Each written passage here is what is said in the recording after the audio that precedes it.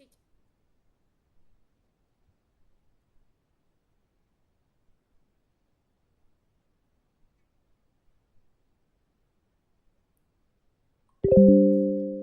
Hello everyone, welcome to Sane Academy.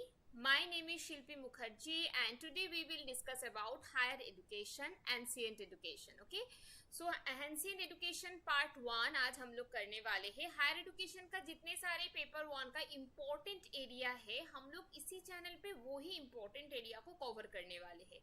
मतलब 2012 से लेके जितने सारे एरिया को फोकस करके रिपीटेडली यूजीसी नेट ने क्वेश्चन फॉर्म किया है उसी क्वेश्चंस के ऊपर हम लोग ध्यान देके ये कंटेंट को बनाया है।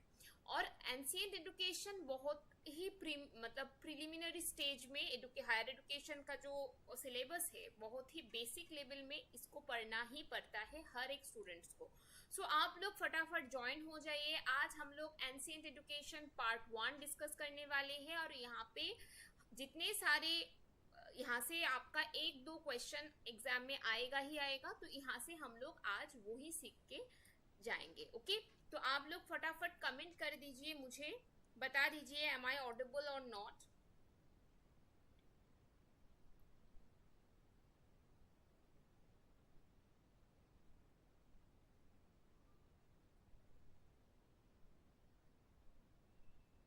कमेंट सेक्शन कमेंट शो नहीं हो रहा है आप लोगों का।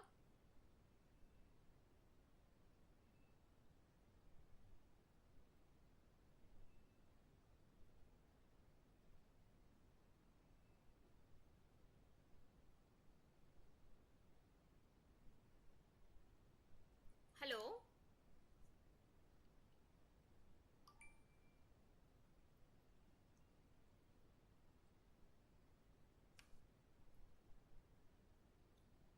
आप लोग प्लीज मुझे कमेंट करके बताइए।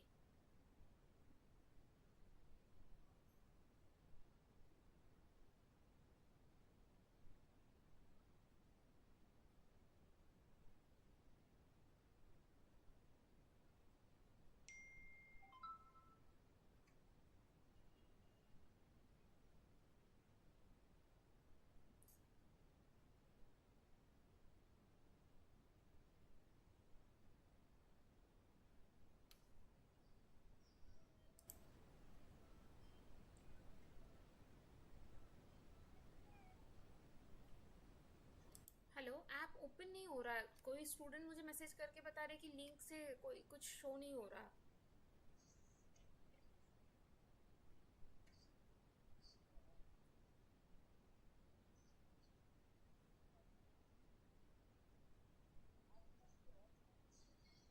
हाँ, मेरे पास से और फोन है।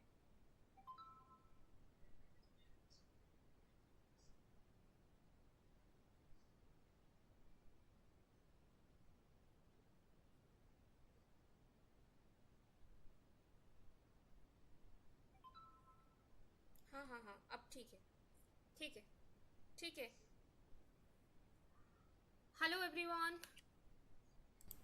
हाँ, मेरे पास से और फोन है।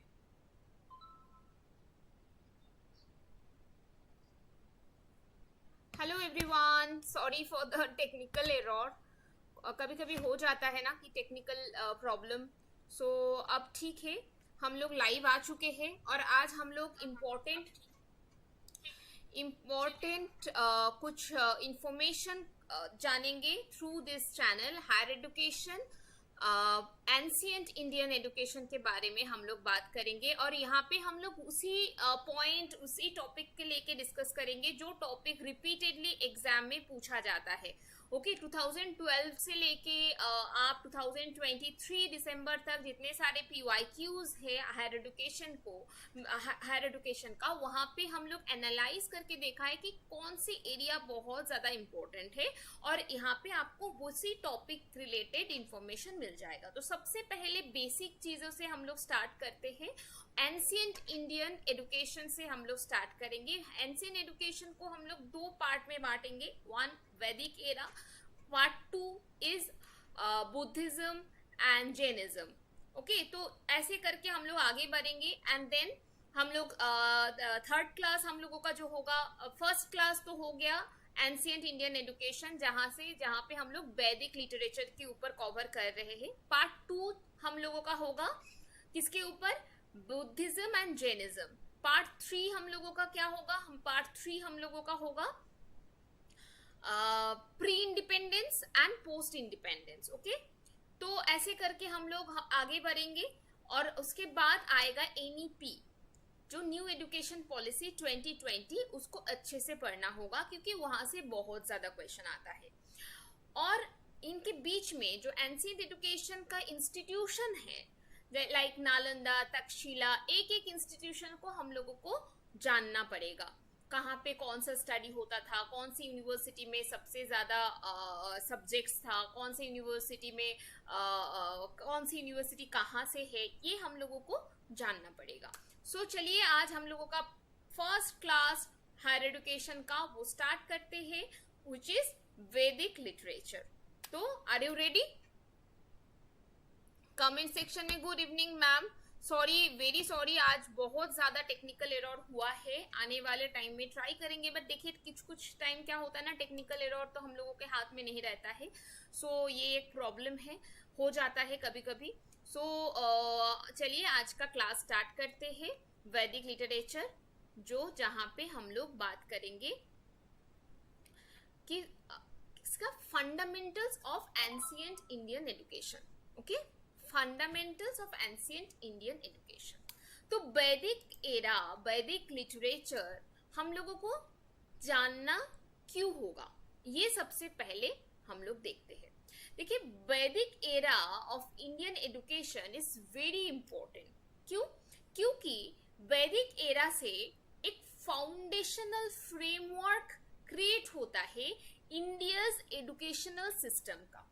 ओके, इंडिया का जो एजुकेशन सिस्टम है, अगर आप उनके बैक फ्रेमवर्क देखेंगे, फाउंडेशन देखेंगे, तो वो कहाँ से स्टार्ट होता है? वो स्टार्ट होता है वैदिक एरा से। यहाँ से इंडिया का एजुकेशनल सिस्टम, यहाँ से इंडिया का फिलोसॉफिकल, कल्चरल डेवलपमेंट, सब कुछ इधर से आपको देखने के लिए मिलता है। सब कुछ, लाइक होलिस्टिक एजुकेशन से लेके, एथिकल वैल्यूज से लेके, कॉम्प्रिहेंसिव लर्निंग से लेके, इच एंड एवरीथिंग वैदिक एरा ने इन्फ्लुएंस किया है, वैदिक एरा ने शेप दिया है इंडियन सोसाइटी को। ओके, इंडियन सोसाइटी को शेप दिया है। तो इसी वजह से वैदिक एरा को हम लोगों को जानना पड़ेगा।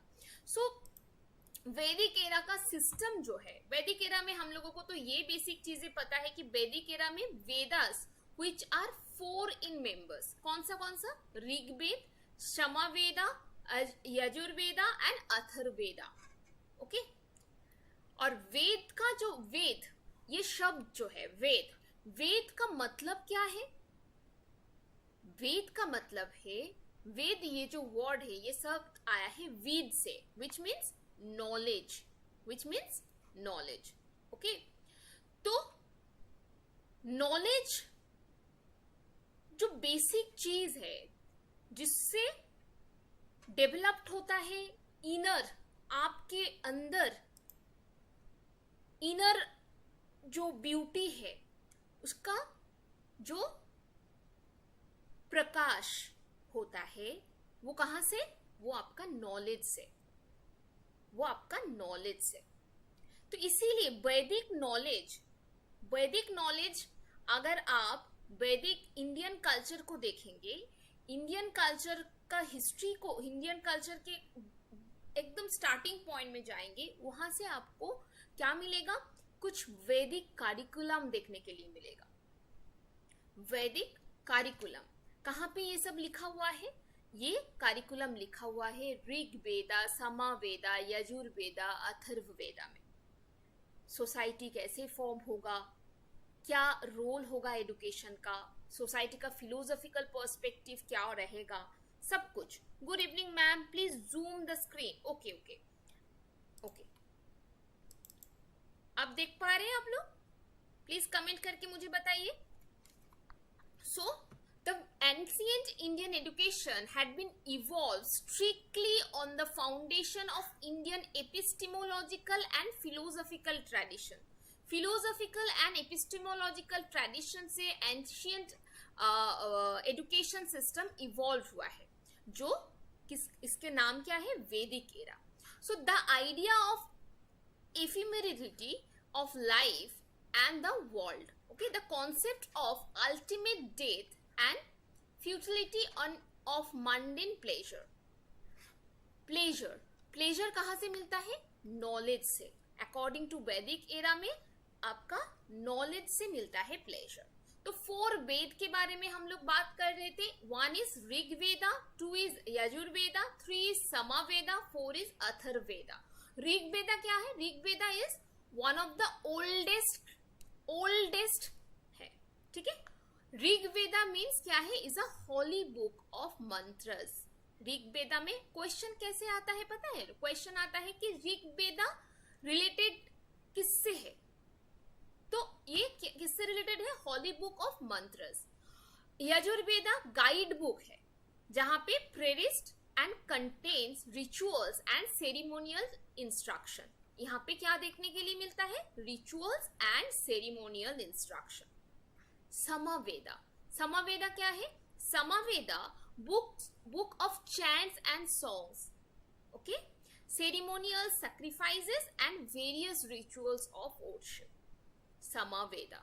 Atharvaveda includes all incantations, spells and charms and once used. okay, तो यहाँ पे हर एक वेदा के बारे में थोड़ा सा बस नॉलेज रहने से ही आपका काम हो जाएगा. उसके साथ साथ आपको जानना पड़ेगा कि जैसे कि 4 वेदा है वैसे ही 6 वेदांग है. 1 इज, आपको ये सीक्वेंस में भी आपको याद रखना पड़ सकता है. ओके, तो इसको जरूर याद रखेंगे. जैसे कि 4 वेदा को आपको याद है, वैसे ही आपको 6 वेदांगों को भी याद करना पड़ेगा. वेदांगों क्या है, वेदांगस, वेद प्लस अंगस, वेद प्लस अंगस. वेद और अंगस ये मिलके होता है वेदांगस. वेदांगस में हम लोग क्या सीखते हैं, यहाँ पे वेद को कैसे आप लोग सीखेंगे, वेद को कैसे याद रखना पड़ेगा, इसका फॉर्मूला यहाँ पे है. वेदांगों में क्या है, वेद को कैसे आप याद रखेंगे, इसका फॉर्मूला क्या है. फॉर्मूला से आप छोटा फॉर्मूला एक बड़े आइडियाज को एक्सप्लोर करने के लिए मदद करता है. वैसे ही वेदांगस क्या है, वेदांगस में जितने सारे आपको पता है, वेदा को कैसे हम लोग याद करते थे, ओरली नॉलेज शेयर किया जाता था, है कि नहीं. तो बट वेदांगस इज नॉट ओरल, ये क्या है, इट्स लाइक अ फॉर्मूला. सो वेदांगो कितने सारे हैं, 6 वेदांगस. 1 इज शिक्षा विच इज फोनेटिक्स, दूसरा क्या है, ग्रामर, तीसरा है चंडास, ठीक है, Chandas. 4th Niruktam which is etymology. Niruktam means origin of words. 5th क्या है, ज्योतिषर्म, that means astronomy. And 6 is कल्पन, मीन्स सेरेमनीज. ओके, तो ये 6 नाम आपको याद रखना पड़ेगा, ये 6 नाम आपको याद रखना है. चलिए नेक्स्ट क्या है, द नॉलेज. वैदिक एरा में नॉलेज को अगर आप डिवाइड करते हैं तो 2 स्ट्रीम आपको मिलेगा. वैदिक एरा का जो नॉलेज है उसको अगर आप डिवाइड करते हैं तो आपको 2 स्ट्रीम्स मिलता है. Okay, 1 is Paraveda, 2 is Aparaveda. पराविद्या और अपराविद्या. ओके, पराविद्या मीन्स, पराविद्या को आप ऐसे याद रखेंगे, परा means higher, higher knowledge. Higher knowledge means जहां से विजडम, जहां से नॉलेज का एक्सपेंशन होता है. यहाँ पे बात होता है इंडिविजुअल ड्यूटी, यहाँ पे बात होता है divine, spark of the divine, यहाँ पे बात होता है गॉड, स्पिरिचुअलिटी. ओके, पाराविद्या में higher level of knowledge.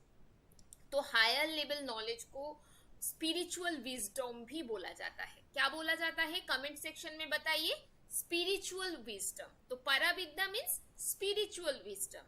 Life में सब कुछ, सब मोह माया है, जो मटेरियल है वो क्या है, जिस मोह माया, सब कुछ छोड़ छाड़ के आपको क्या एक्वायर करना होगा, नॉलेज, स्पिरिचुअल विजडम, आपका ड्यूटी आपसे बड़ा है, आपको अचीव करना होगा क्या, स्पिरिचुअल विजडम अचीव करना होगा। कहाँ पे बात हो रहा है ये, पराविद्या में, गॉड के बारे में बात हो रहा है, डिवाइन के बारे में बात हो रहा है, तो that means higher knowledge and spiritual wisdom.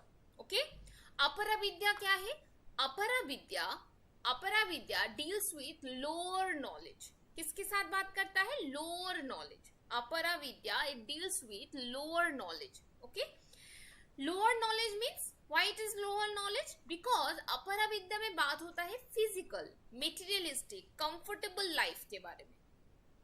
अपरा विद्या में बात होता है materialistic, that is the reason ये लोअर नॉलेज है। फिजिकल कंफर्टेबल लाइफ, ये लोअर नॉलेज। तो पराविद्या एंड अपरा विद्या याद हो गया ना, तो इसको ऐसे आप याद रखें। देन आता है वैदिक एरा में वुमेन एडुकेशन। वैदिक एरा में आज से आप सोचिए, आज भी हम लोग बात कर रहे हैं वुमेन एडुकेशन को लेके, और वैदिक एरा में भी हम लोग बात कर रहे थे वुमेन एडुकेशन के लिए। बट आपको पता है डिफरेंस क्या है, तब सोसाइटी इतना डेवलप्ड सोसाइटी था, वहां पे वुमेन एंड मेन एडुकेशन में कोई डिफरेंसेस नहीं था, कोई डिफरेंसेस नहीं था। तब अगर आप देखेंगे प्रोमिनेंट वुमेन है जिनको क्या बोला जाता है, वैदिक एरा में स्कॉलर बोला जाता है, उनको स्कॉलर, वैदिक स्कॉलर बोला जाता है। वो प्रोमिनेंट वुमेन ही है जिनके बारे में वैदिक एरा में सबसे ज्यादा बात होता था। तो वुमेन, आज भी हम लोग वुमेन का प्राइमरी एजुकेशन को लेके बात कर रहे हैं, और वैदिक एरा में वुमेन स्कॉलर्स के बारे में बात होता था। तो सोचिए एक बार आप कि सोसाइटी तब कितना डेवलप्ड सोसाइटी था। तो वुमेन एजुकेशन, तब जितने सारे स्कॉलर्स थे उनमें से मैत्रेयी, विशंबरा, अपला, गार्गी, लोपामुद्रा, ये सब कौन है, प्रोमिनेंट वुमेन वैदिक स्कॉलर्स। ओके, ये सब प्रोमिनेंट वुमेन वैदिक स्कॉलर्स है। सो दैट टाइम वुमेन, जो एडुकेटेड वुमेन को भी दो पार्ट में डिवाइड किया गया था, दो पार्ट में डिवाइड किया गया था। क्या क्या है, one is Sadovas, one is Sadyovas, Sadyovahas, okay, and another is Brahmavadini, Brahmavadini. One is Sadovas and another is Brahmavadini. Sadovas क्या है, women who studied till their marriage, जो मैरिज, बिफोर मैरिज पढ़ाई करते थे, मतलब मैरिज के बाद और पढ़ाई नहीं करते थे, टिल देयर मैरिज तक पढ़ाई करते थे, उनको बोला जाता है सदोवास। और ब्रह्मवादिनी कौन है, who renunciate marriage altogether to pursue higher studies, जो मैरिज ही नहीं करते थे, spiritual wisdom. Very good Indira.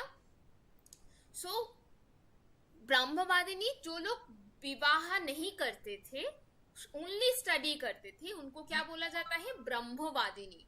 सदोवाहस किसको बोला जाता है, जो टिल मैरिज तक पढ़ाई करते थे। ओके, सो वुमेन एडुकेशन के बारे में हम लोग चर्चा कर रहे थे। तो वैदिक टीचिंग में अगर आप देखेंगे, वैदिक teaching paid a lot of attention to the sound of words padas. Padas, that means pure oral education. So we all know that Vedic education कैसा था, oral education। आप एक बार सोचिए, वैदिक हम लोगों का प्रिंटिंग टेक्नोलॉजी कब आया है, 1434 प्रिंटिंग टेक्नोलॉजी आया है। बिफोर प्रिंटिंग टेक्नोलॉजी 1434 में क्या आया है बताइए, गुटेनबर्ग ने गुटेनबर्ग ने क्या लेके आया है, उन्होंने बताइए, कमेंट करके बताइए। उन्होंने प्रिंटिंग टेक्नोलॉजी का आविष्कार किया है।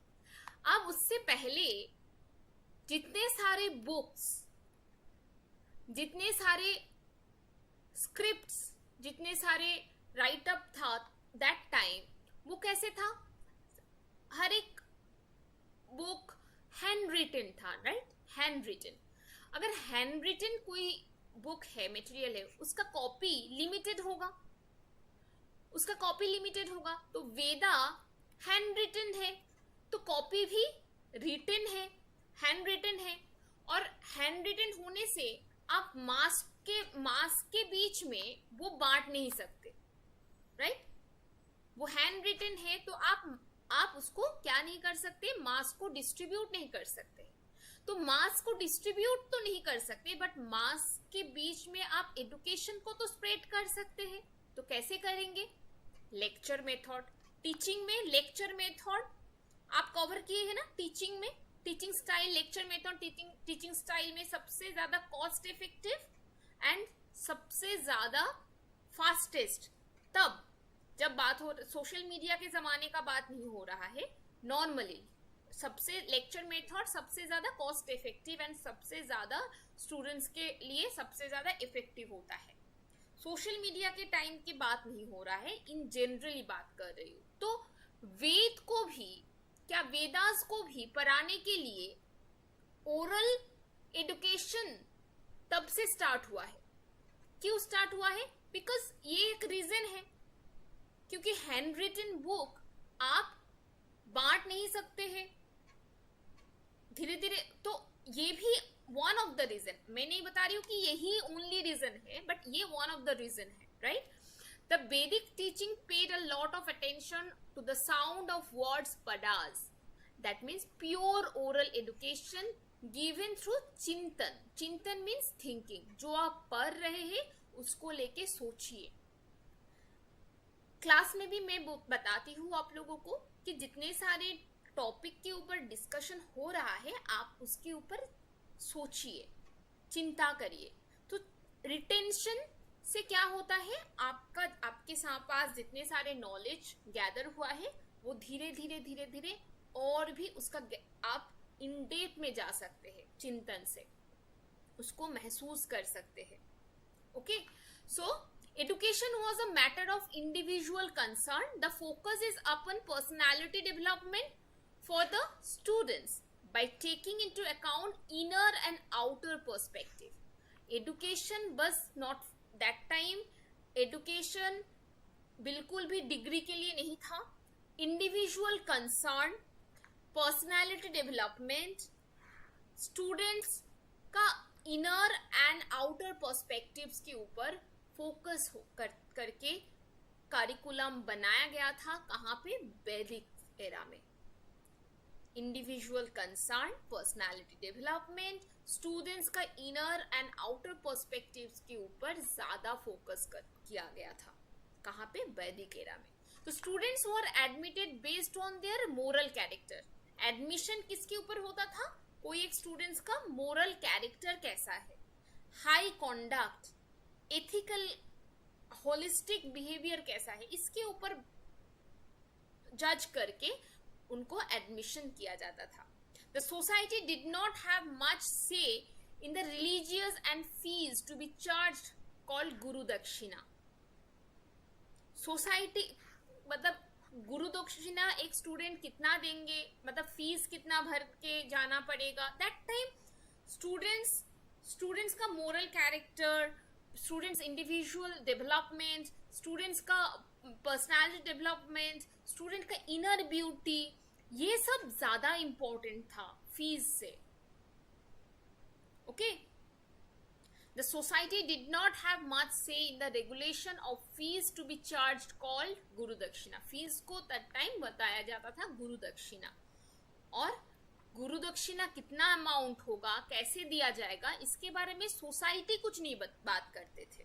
ओके, सो वैदिक एरा में कुछ ये तो क्या फीस स्ट्रक्चर। अब देखते हैं वैदिक एरा में जो सेरेमनी होता था, उस सेरेमनी को हम लोग डिवाइड करेंगे 1 2 3 4 पार्ट्स में।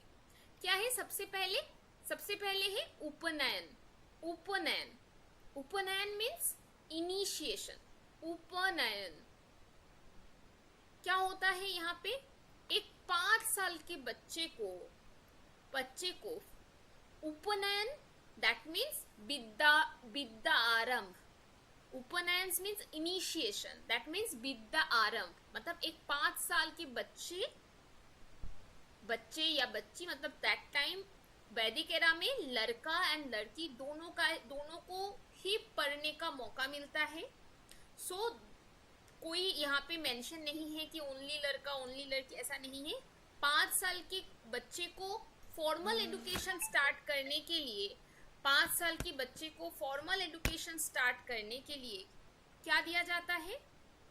उपनयन किया जाता है। उपनयन, ओके। उपनयन दैट मीन्स इनिशिएशन। ये जो सेरेमनी है, ये सेरेमनी विल क्या करता है? फॉर्मल एजुकेशन जहां से स्टार्ट होता है, दैट सेरेमनी इज कॉल्ड उपनयन। दैट सेरेमनी इज कॉल्ड उपनयन, that is विद्यारंभ, okay.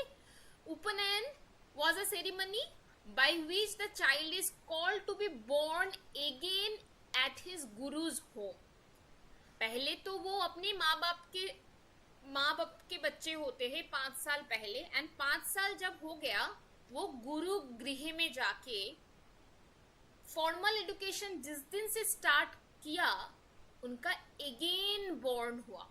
That means आज से वो, मतलब जिस दिन से उनका फॉर्मल एजुकेशन स्टार्ट हो रहा है उस दिन को रीबॉर्न डेट बताया जाता है। मतलब born, child is called to be born again, okay.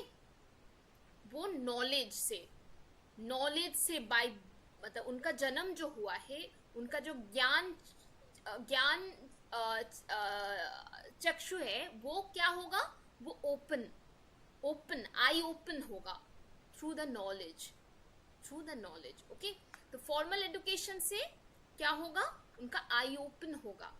तो that is the reason upanayan was ceremony by which the child is called to be born again at his guru's home. Formal education कहाँ से मिलेगा उनको? Guru's home से, okay. Point number 3 क्या है? The ceremony was conducted between 8 to 12 years, post which the student is called Brahmacharini. Another ceremony जो 8 to 12 years के between में होता है, post which student is called Brahmacharini. जब एक कोई बच्चे का एज 8 से 12 साल के बीच में हो जाता है और फॉर्मल स्टडी करते हुए, तब जो सेरेमनी सेलिब्रेट किया जाता है that is called Brahmacharini, and it is followed by उत्सर्जन सेरेमनी, मध्यजना सेरेमनी एंड समावर्तन मीन्स क्या है? कॉन्वोकेशन, समावर्तन अनुष्ठान होता है ना यूनिवर्सिटी में। आज भी आप PhD MPhil कंप्लीट करते हैं तब समावर्तन या फिर कॉन्वोकेशन दिया जाता है। समावर्तन मीन्स मतलब जो लास्ट सेरेमनी हो गया, ओके। सो क्या क्या मिला आप लोगों को? एक तो मिला उपनयन विच इज इनिशिएशन, देन आता है ब्रह्मचारिणी, उसके बाद आता है उत्सर्जन, मध्यजन और समावर्तन, ओके। सो उपनयन, ब्रह्मचारिणी, स्टूडेंट को Brahmacharini is not a ceremony, Brahmacharini student को बोला जाता है। 8 to 12 years के बीच में बच्चे को ब्रह्मचारिणी बोला जाता है। तो सबसे पहले नंबर 1 उत्सर्जन, नंबर 2 क्या है? उपनयन, नंबर 2 इज उत्सर्जन, देन आता है मध्यजना एंड लास्ट में समावर्तन। तो 1 2 3 एंड 4, ओके। ये 4 सेरेमनी आप याद रखेंगे। ये 4 सेरेमनी हो सकता है सीक्वेंस में आपको पूछ सकते हैं, ओके। सीक्वेंस में पूछ सकते हैं। तो ये 4 सेरेमनी आपको याद रखना होगा, वैदिक सेरेमनी। उसके बाद आता है duration of education. Duration of education क्या क्या है? एज ऑफ 20, मतलब जितने सारे स्टूडेंट्स 5 साल के स्टूडेंट जब पढ़ाई स्टार्ट किया है और 24 तक, एज ऑफ 24 तक उन्होंने स्टडी किया है, दैट मीन्स उनको वसु बोला जाएगा। वसु वसु वसु मीन्स एज ऑफ 24 तक एडुकेशन लिया है। उसके बाद आता है रुद्र। रुद्र मतलब क्या है, up to age of 36 age तक किसी ने स्टडी किया है उनको बोला जाता है रुद्र, और अप टू एज ऑफ 48 तक जिन्होंने स्टडी किया है उनको बोला जाता है Aditya. Okay, so Vasu, Rudra, Aditya. Okay, Vasu, Rudra और आदित्य, ये क्या है, duration of education. Duration Vedic era में duration of education. Okay, next क्या है, the object of education was made threefold. Threefold object. Threefold object क्या है, वन फोल्ड क्या है, the acquisition of knowledge. Vedic era में क्या था, नॉलेज को एक्विजिशन ऑफ नॉलेज। सेकेंड है inclusion, inculcation of social and religious duty. Inculcation of inclusion मतलब इंक्लूड करना होगा social, religious and duty. Inculcation of social and religious duty को। Okay, जैसे आज हम लोग प्रैक्टिस करते हैं क्या, सबको लेके आगे बढ़ना है। सोसाइटी में सबको, जितने सारे लोग हैं, कोई भी क्लास के हिसाब से अलग करके, जाति रिलीजियस के बेस में अलग करके, मतलब स्टूडेंट जो होगा उनका कोई रिलीजियस नहीं होगा, सब एक साथ मिलके हम लोग आगे बढ़ेंगे। यही होगा सोशल ड्यूटी, यही होगा होलिस्टिक डेवलपमेंट।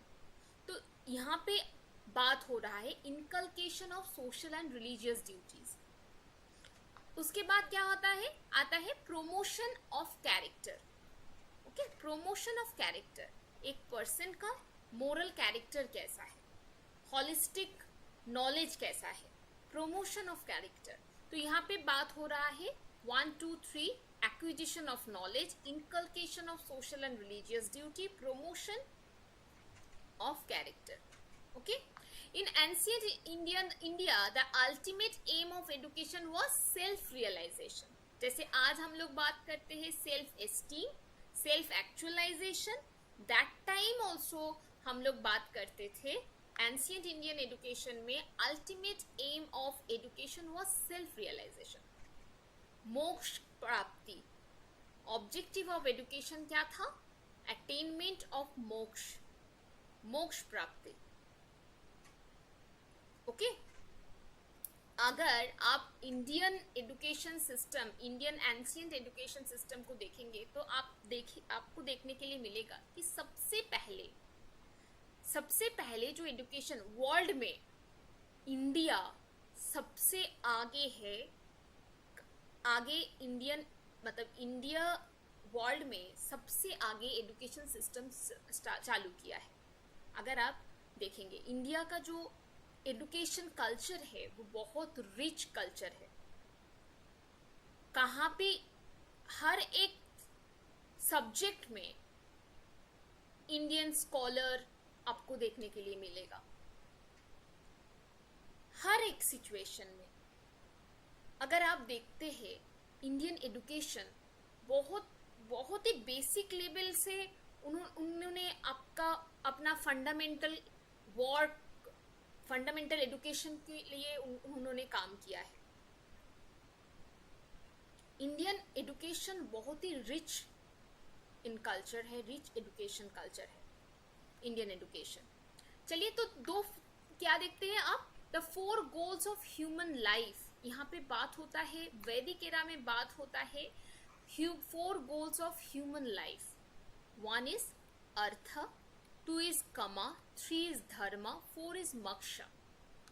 ओके, अर्थ मीन्स देखिए एक ह्यूमन लाइफ में जिनके पास अर्थ है, दैट मीन्स उनके पास क्या है, सिक्योरिटी है कि मेरे पास मनी है, आई कैन बाई एनीथिंग। तो अर्थ मीन्स सिक्योरिटी, सबसे पहले उनको क्या मिलना चाहिए, अर्थ, सिक्योरिटी। देन कामा, कामा मीन्स प्लेजर। उसके बाद आता है धर्म, धर्म मीन्स एथिक्स। धर्म आज हम लोग जो धर्म लेके, रिलीजियस लेके एक दूसरे के साथ जो मारी होता है, जो कुछ भी हो रहा है, जो भी कॉन्फ्लिक्ट सिचुएशन, कॉन्फ्लिक्ट हो रहा है, एक्चुअली धर्म मीन्स क्या है? एथिक्स। आपको मोरल एथिक्स के बारे में बात करता है धर्म।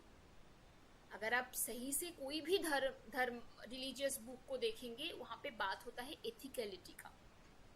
एंड लास्ट में आता है लिबरेशन, विच इज मोक्ष। ओके, लास्ट में आता है लिबरेशन, विच इज मोक्ष। The 4 goals of human life, the 4 goals of human life. Okay, so अब देखते हैं types of teacher.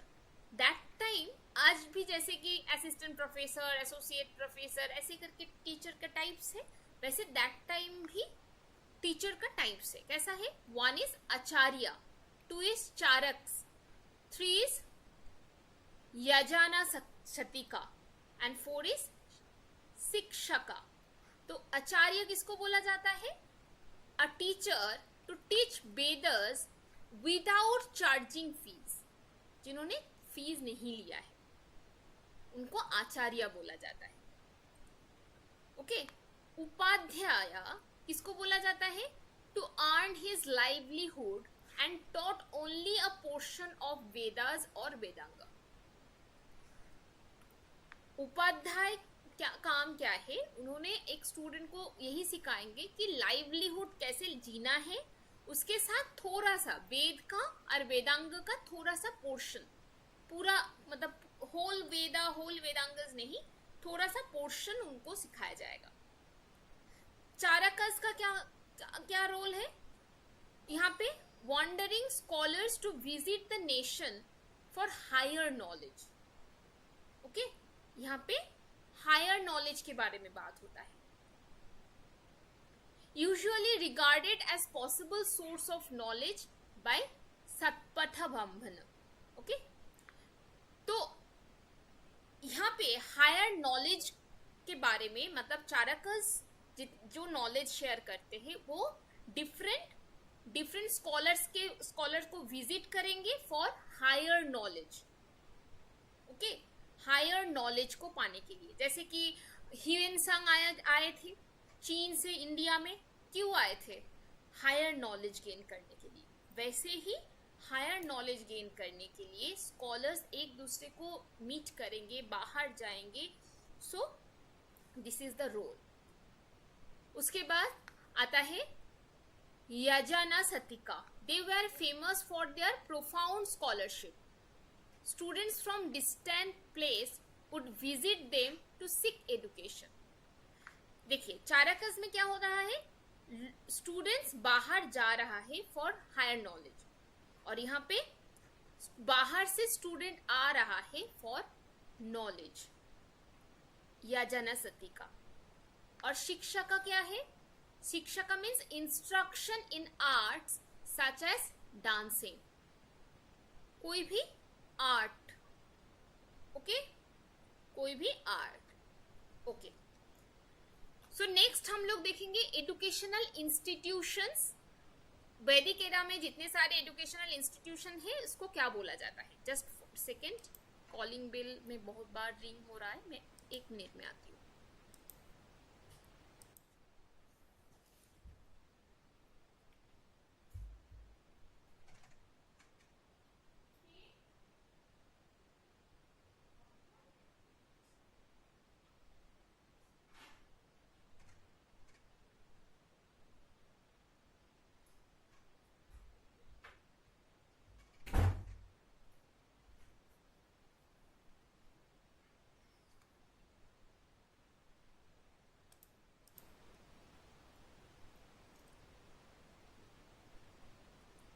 Next educational institution. Education institution that time कैसा था इसके बारे में चलिए देख लेते हैं। एजुकेशनल इंस्टीट्यूशन दैट टाइम, जो एजुकेशनल इंस्टीट्यूशन है वो कैसा है? Gurukul system. Okay, Gurukul was the house of the teacher who was settled house holder. Gurukul, वहां पे गुरु वहां पे जाके वहां पे रहते हैं, सेटल्ड है, और स्टूडेंट उनके पास आते हैं। तो ये गुरुकुल सिस्टम है। परिषद, गोष्ठी, आश्रमस, विद्यापीठा, मठस एंड ब्रह्मपुरी विहारा, ये सब एजुकेशनल इंस्टीट्यूशन है। परिषद में क्या होता है? The students usually settle for higher education. यहाँ पे परिषद में स्टूडेंट आके सेटल डाउन करता है फॉर हायर एजुकेशन। गोष्ठी मीन्स कॉन्फ्रेंस। गोष्ठी मीन्स क्या है? कॉन्फ्रेंस। ओके, यहाँ पे जैसे कि आज हम लोग करते हैं ना, आज के ज़माने में कॉन्फ्रेंस होता है, गैदरिंग होता है, स्टूडेंट्स आते हैं, टीचर्स आते हैं, प्रेजेंट करता है पेपर, तो वैसे ही गोष्ठी और conference were national gathering summon by the great king. Okay, आश्रम में क्या होता है? आश्रमा which is hermitages were another center where students from distant and different parts of the country flock together for learning. आश्रमों में डिस्टेंट स्टूडेंट, जैसे आज के जमाने में hostel different parts of students आते हैं, वहां पे रहते हैं, पढ़ाई करते हैं, वैसे ही आश्रमों में भी सेम होता है। ओके, विद्यापीठा। विद्यापीठा क्या है?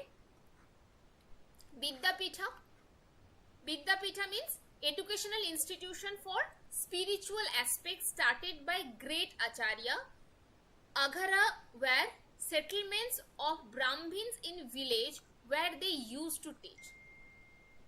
विद्यापीठा मीन्स एजुकेशनल इंस्टीट्यूशन, जहाँ पे मतलब नॉलेज, एक इंस्टीट्यूशन में जहाँ पे स्पिरिचुअल एस्पेक्ट्स ऑफ नॉलेज को शेयर किया जाता है। और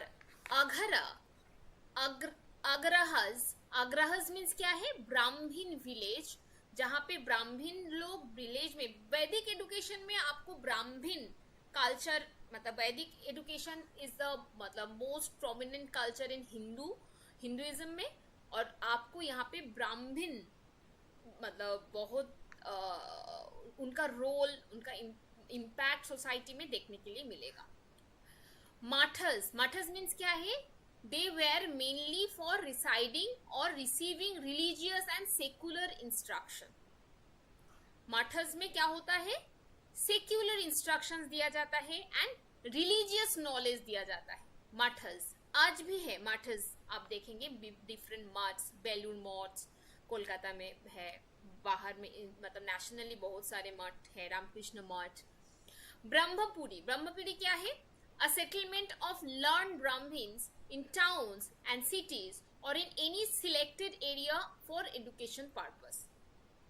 Learned Brahmin settle down करते हैं कहाँ पे? टाउन और सिटी में for educational purpose. और बिहारा means क्या है? Buddhist monastery where Buddhist preaching and philosophy were taught. So educational institution, ये सब educational institution के बारे में थोड़ा सा नॉलेज रखने से ही आपका एग्जाम तक, देखिए यूजीसी नेट एग्जाम के लिए आपको टैक्टफुली पढ़ना होगा, स्पेशली पेपर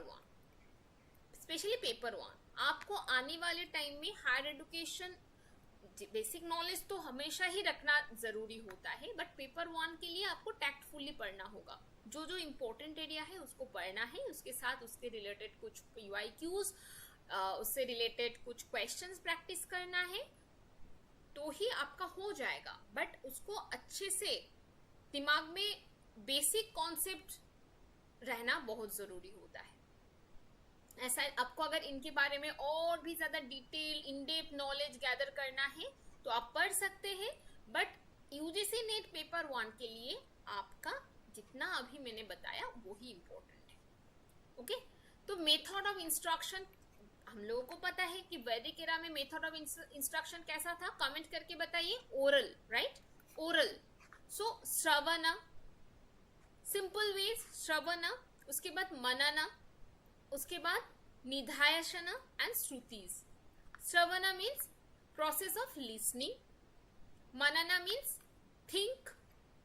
थिंकिंग, आपने जो सीखा है उसके बारे में सोचना, इवैल्यूएट करना, क्या सीखा है आपने, self introspection, assimilation, that is manan. निध्यासन क्या है? Nidhyasan it is comprehension the truth and applying it into the real world. That means nidhyasan को आप किसके साथ कंपेयर कर सकते हैं बताइए? applied research, right? Applying it to the real world. Research में हम लोग पढ़ रहे थे ना, applying it to the real world means applied research. निधाशना, comprehension to the truth and applying to the real world. याद है? Yes or no? Comment करिए. श्रुतिज क्या है? Knowledge was practically called as श्रुतिज. That time knowledge को ही श्रुतिज बोला जाता है. मतलब सुन के आप याद कर रहे हैं, आप सुन के नॉलेज गेन कर रहे हैं, राइट? ओरल कम्युनिकेशन या फिर ओरल इंस्ट्रक्शन से, right? So this all the methods of instruction.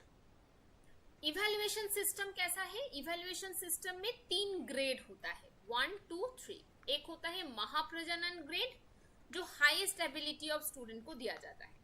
दूसरा होता है मध्यम प्रजनन स्टेट.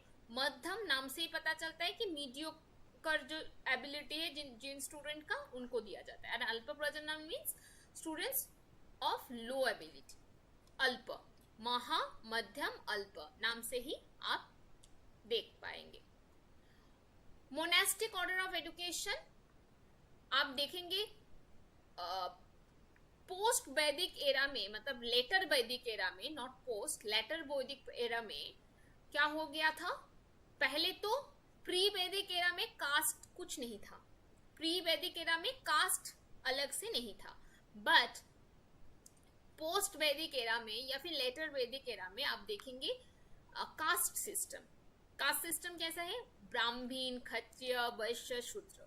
तो ब्राह्मण जिनका काम क्या है?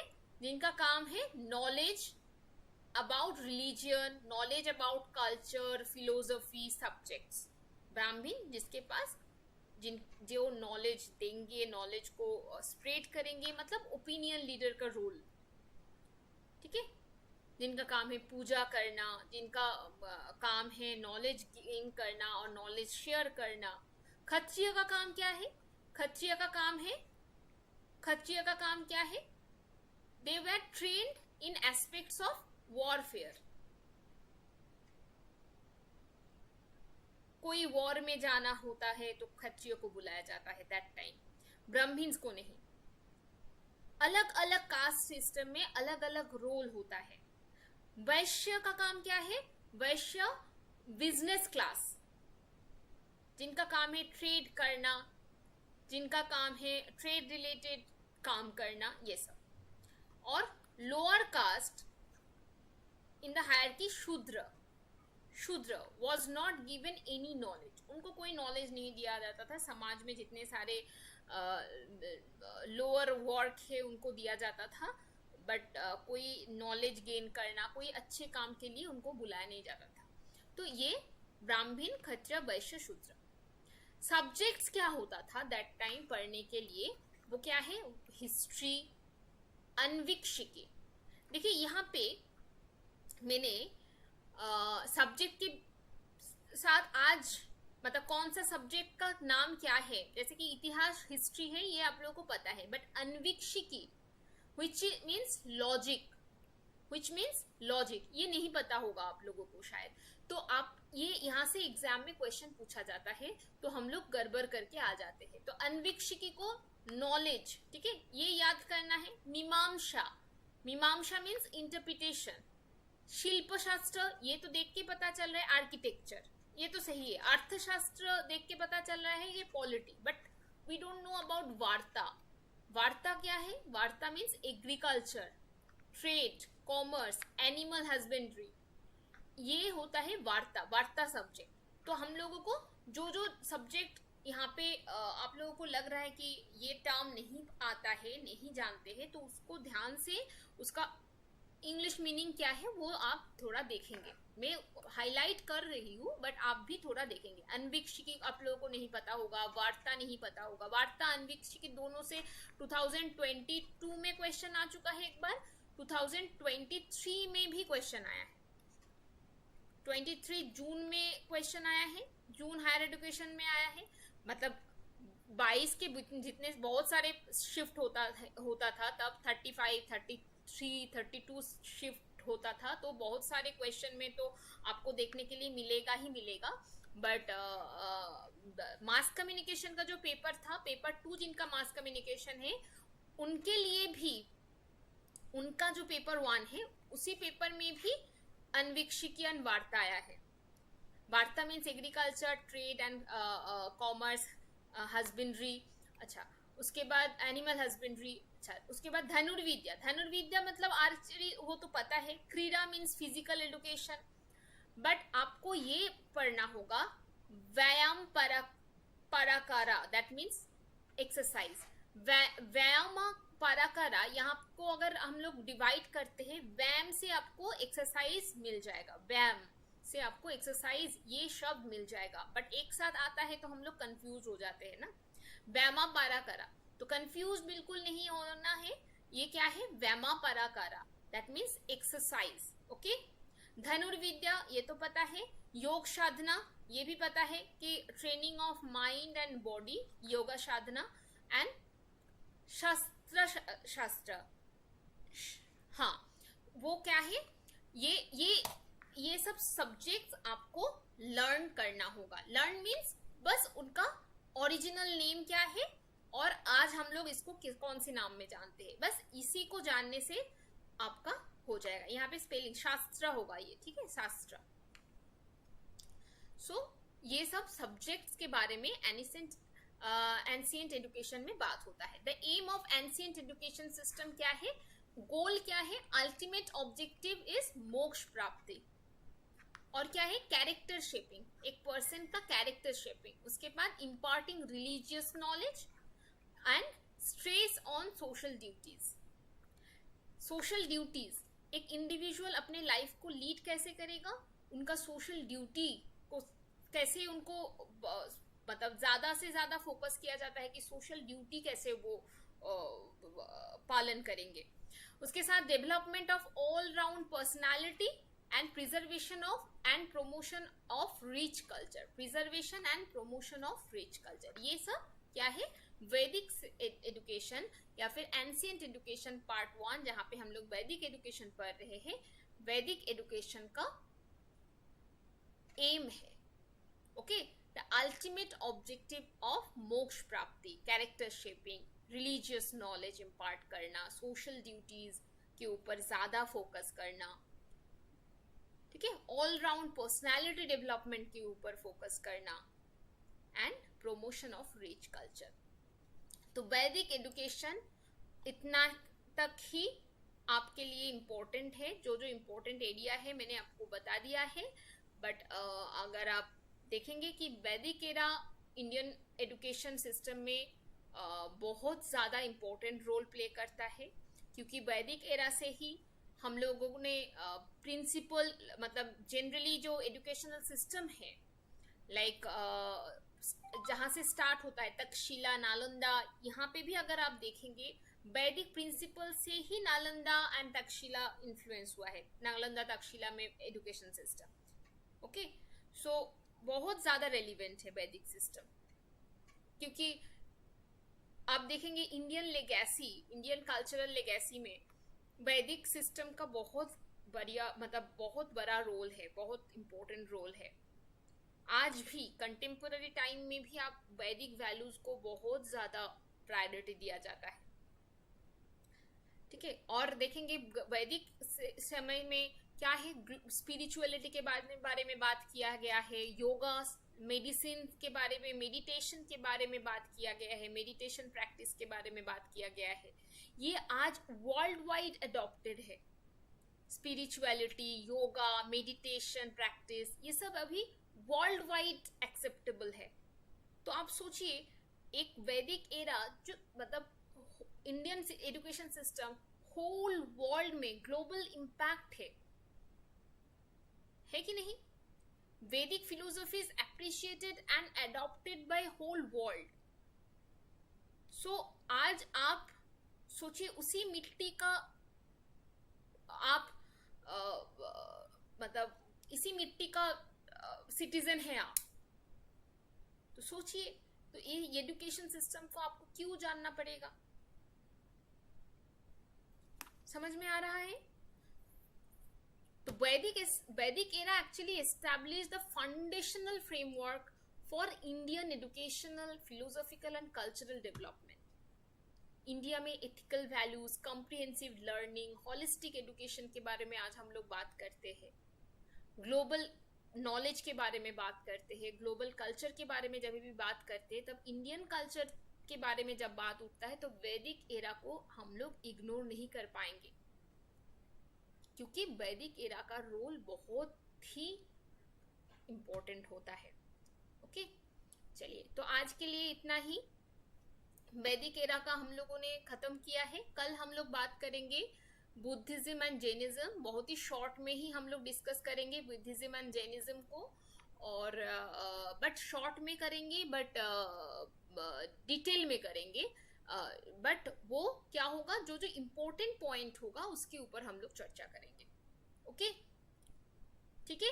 तो आज के लिए इतना ही। आप लोग हायर एजुकेशन का हर एक क्लास देखते रहिए। हर एक क्लास में से आपका जितने यहाँ पे जो जो हायर एजुकेशन का इम्पोर्टेंट एरिया है वो यहाँ पे कवर किया जाएगा। ओके, ठीक है। आप लोग कमेंट करके मुझे, आप लोग का कमेंट नहीं शो हो रहा है, आप लोग प्लीज कमेंट करके मुझे बता दीजिए।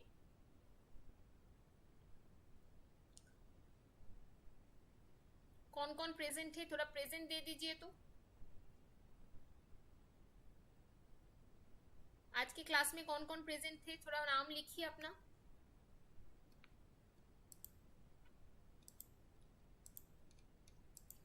क्लास थोड़ा डिले हो गया because of technical problem.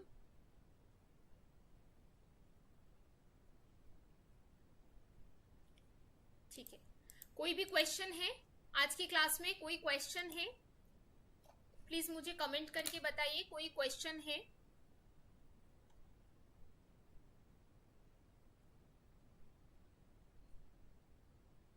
Question नहीं है तो ठीक है, चलिए नेक्स्ट क्लास में हम लोग मिलते हैं। आज के लिए इतना ही। आने वाले टाइम में हम लोग नेक्स्ट क्लास में हम लोग बात करेंगे बुद्धिज्म एंड